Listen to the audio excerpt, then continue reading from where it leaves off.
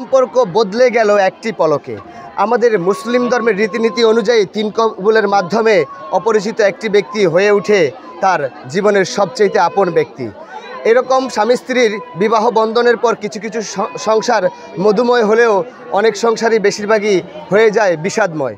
পারিবারিক কলহের জের ধরে গতকাল ঠিক সকাল 8টা থেকে 9টার মধ্যে নোয়াখালী কোম্পানিগঞ্জ উপজেলার মুসাপুর ইউনিয়নের 9 নং ওয়ার্ড ইলিয়াস সুকানির বাড়ির কাজলের মেয়ে পপিকে তার স্বামীর বাড়িতে হত্যা করেছে এমন একটি অভিযোগ উঠেছে। দর্শক, এখন আমি রয়েছি ঠিক এই বাড়ির মধ্যে। আমরা যদি এই বাড়ির চিত্রটি আপনাদেরকে দেখাতে চাই, নিহতের স্বজনদের আহাজারিতে এখানে কিন্তু আকাশ বাতাস ভারী হয়ে উঠেছে এবং এই ঘটনাটি জানার জন্য তাদের আশপাশের পাড়া প্রতিবেশীরা এবং উৎসুক জনতা এই বাড়িতে এসে ভিড় করছে এক নজর দেখার জন্য এবং বিষয়টি জানার জন্য। গোটা ঘটনাটি যদি আপনাদেরকে দেখানোর চেষ্টা করি এবং এই বাড়িতে যে শোকের মাতম চলছে সেই চিত্রটি যদি আপনাদেরকে দেখাতে চাই, এর আগে একটু জানিয়ে রাখি এই নিহত পপির কিন্তু 2টি সন্তান রয়েছে, ফুটফুটে সন্তান, ছেলে সন্তান। এই যে আমরা যেমনটি দেখছি যে একটি অবুঝ সন্তান, এটা হচ্ছে বড় মেয়েটি। আর এই যে আমার সাথে দেখছেন এটা 6 মাস বয়সী একটি বাচ্চা। ঠিক এই কলহের জের ধরে এরকম নৃশংস হত্যাকাণ্ড ঘটানোর পরে তারা কিন্তু আত্মহত্যার নাটক সাজিয়েছে বলে অভিযোগ করছেন এই নিহত পপির স্বজনরা। আমরা যদি একটু শুনতে চাই পপির স্বজনদের কাছ থেকে এবং আপনাদেরকে জানানোর চেষ্টা করি, আপনাদেরকে আগে গোটা চিত্রটি একটু তুলে ধরতে চাই। এই বাড়িতে আমরা যেমনটি দেখছি যে শোকের মাতম চলছে, এক নজর বিষয়টি জানার জন্য আসছে। আমরা তাদের ক্রিয়া প্রতিক্রিয়াগুলো আপনাদেরকে দেখানোর চেষ্টা করব।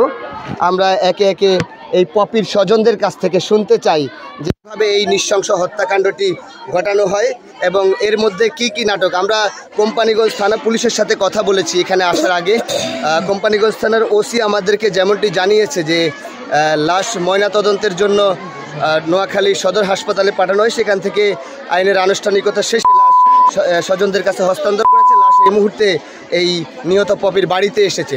আপনাদেরকে সবচেয়ে যেটি দুঃখজনক বিষয়, আপনারা যেমনটি দেখছেন এই যে একটি ফুটফুটে সন্তান, এর বয়স সম্ভবত 6 মাস থেকে 5 মাস হবে, আর এইটা হচ্ছে বড় ছেলে। এই 2টি সন্তানকে রেখে মূলত পপির সাথে এমন একটি নির্মম ঘটনা ঘটে। আপনি পপির কি হন? আমি আঙ্কেল মামা।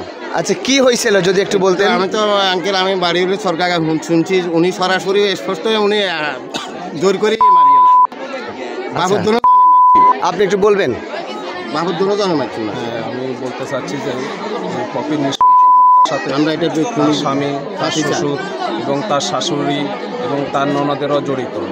এই পপিকে বিয়ে দেওয়ার পর থেকেই, পূর্ব থেকে বিয়ের পর থেকে তারা অনেকভাবে নির্যাতন নিপীড়ন করতে, তারা যৌতুকের জন্য অনেকবার চাপ সৃষ্টি করছিল। তারপরে যে আপনার সেই বিদেশ যাওয়ার ব্যাপারে ব্যবসা করার জন্য ওদের কাছ থেকে 10 লক্ষ টাকা এবং তার বাড়ি নির্মাণের জন্য 10 লক্ষ টাকা নিয়েছিল, ধার নিয়েছিল। সেই টাকার অজুহাতে পপি যখন তাদের কাছ থেকে টাকাগুলো দাবি করে চায়, তখন তার উপরে নেমে আসে কালো রাতের মতো অন্ধকার, তাকে নির্যাতন নিপীড়ন করে। এর ভিতরে আমরা চেয়েছিলাম পপিকে নিয়ে নেওয়ার জন্য, নির্যাতন করে আপনার সামাজিক পর্যায়ে মেম্বার চেয়ারম্যানের মাধ্যমে তারা এটাকে একটা নিষ্পত্তি করে, আগে পূর্বে একটা নিষ্পত্তি সমাধান করে, কিন্তু সমাধান করার পরও কুকুরুল নাহি হয় কখনো সোজা।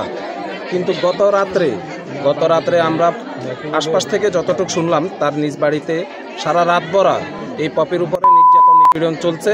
সকালে আমাদেরকে তারা তৃতীয় পার্সেন্ট ব্যক্তির থেকে আমরা শুনতে পাই যে পপি মারা গেছে। তখন তারা আমাদের সাথে এক একজনে এক এক রকমের ইনফরমেশন দেয়। কেউ বলে স্ট্রোক করে মারা গেছে, কেউ বলে গলায় ফাঁস দিয়ে মারা গেছে, কেউ বলে মেরে ফেলছে। কিন্তু আমরা যখন স্পটে যাই তখন দেখি যে লাশ মাটিতে শোয়ানো অবস্থায় পড়ে আছে। ফাঁসিতে যদি একজন ব্যক্তি মারা যায়, ফাঁসির কোনো আলামতে আমরা সেখানে দেখতে পাইনি এবং প্রশাসনও পাইনি। পরবর্তীতে আমরা কোম্পানিগঞ্জ থানার পুলিশের দ্বারস্থ হই। কোম্পানিগঞ্জ পুলিশ আসে, ঘটনাস্থল তদন্ত করে। তদন্ত করার পরে তার শ্বশুরকে অন্য স্থান থেকে ধরা হয়, অন্য বাড়িতে সেই লোক। যদি গোটা চিত্রটি আপনাদেরকে একটু দেখানোর চেষ্টা করি, আর কিছুক্ষণের মধ্যেই কিন্তু লাশ দাফন কাফনের কাজ সম্পন্ন হবে। আপনারা যেমনটি দেখছেন গোটা বাড়িতে কিন্তু উৎসুক জনতার প্রচণ্ড ভিড়। আশপাশ থেকে মানুষ কিন্তু সারিবদ্ধভাবে এখানে আসছে এবং বিষয়টি এক নজর দেখার চেষ্টা করছে। এখানে আহাজারিতে কিন্তু আপনারা যেমনটি দেখছেন যে স্বজনদের আহাজারি কিন্তু চলছে, আমরাও যেমনটি দেখছি। দর্শক, আপনাদের সাথে আমরা আরেকটু কথা বলার চেষ্টা করব এখানকার নিহত স্বজন। ভাই, এই যে ওনার মাটা কেউ আছে একটু কথা বলার জন্য? এখন শুধু একজনে বললে হবে না, আমি বলি শুনুন, ওকে যে নির্যাতন করছে, আঘাত করছে, ওর সিজারের স্থানে লাথি মারছে এবং মাথায় আঘাত করছে, যে মাথার পিছনে মাথা ফেটে গেছিল, মাথা ফাটার একটা স্পট আমরা পাইছি। তারপরে সমস্ত শরীরে গলা টিপে মারছে, এখানে আঙ্গুলের চাপ পাওয়া গেছে। তাহলে ফাঁসি দিলে তো আর এখানে আঙ্গুলের চাপ আসার কোনো প্রশ্নই আসে না। তাই আমি প্রশাসনের কাছে, বাংলাদেশ পুলিশ এবং কোম্পানিগঞ্জ পুলিশ প্রশাসনের কাছে বিনীতভাবে অনুরোধ করব, সঠিক তদন্ত করে সঠিক বিচারের আওতায় এনে তাদেরকে ফাঁসির কাস্টরিতে যেন ঝুলানো হয়, ফাঁসির দড়িতে যাতে ঝুলানো হয়। এটাই হচ্ছে যে আমাদের প্রাণের দাবি, আমাদের একমাত্র দাবি। এই খুনি শিপনের ফাঁসি চাই, এই খুনি পরিবারের ফাঁসি চাই। ওদের বাড়ির ঠিকানাটা একটু বলেন, বাড়ির নামটা একটু বলেন। ওদের বাড়ির ঠিকানা হচ্ছে যায় 9 নং ওয়ার্ড মুসাপুর, মন্নান মাঝির বাড়ি। ওর নাম হচ্ছে যায়, ওর বাপের নাম হচ্ছে যায়, ওর নাম হচ্ছে যায় শিপন, ওর বাপের নাম হচ্ছে যায় শহীদুল্লাহ, ওর মায়ের নাম হচ্ছে রোশনারা বেগম এবং ওর 2 বোন যারা জড়িত, তাদের একজনের নাম হচ্ছে সুন্দরী, অপরজনের নাম হচ্ছে যায় আদরি, এবং তাদের এই 2 বোনের স্বামী এটার সাথে জড়িত আছে। যেমনটি শুনছিলেন, এখানকার স্বজনদের অভিযোগ তারা কিন্তু করছে যে তাকে বারবার কয়েকবারই নির্যাতন করা হতো এবং সেই নির্যাতনের সূত্র ধরে কিন্তু আজকে তাকে মেরে ফেলা হয়, পিটিয়ে আঘাত করে। সেটি কিন্তু কঠোর শাস্তির দাবি জানাচ্ছে। বলেন, এইরকম যে খুন হচ্ছে আপনারা কি মনে করেন একটু বলেন, আপনাদের প্রতিক্রিয়াগুলো কথা বলেন একটু। ঠিক আছে,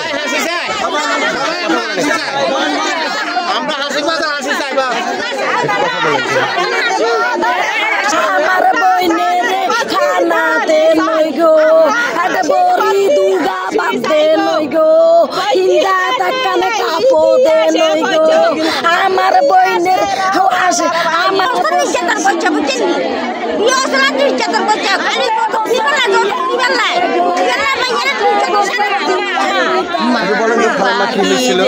মারে পাখি, মারে পাখি, আমরা সায়ের গো, আমার ধীরে দেখা নির্যাতন করছে, আমরা সাই হেতা গরো, আমার বুকটা নাই গো, আমার বুকটা নাই।